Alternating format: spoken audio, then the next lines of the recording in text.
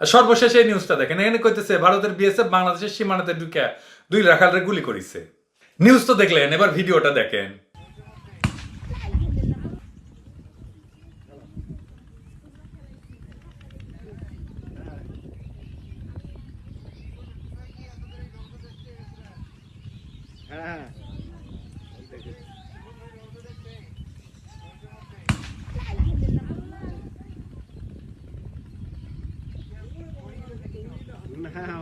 ভারতীয়রা বলে, ইন্ডিয়ানরা বলে যে দল বেঁধে আক্রমণ করে নাকি বাংলাদেশিরা, সেই সময় নাকি বাধ্য হইয়া গুলি করে, গুলি করতেই চায় না, ওরা ফুলের টোপা দেয়।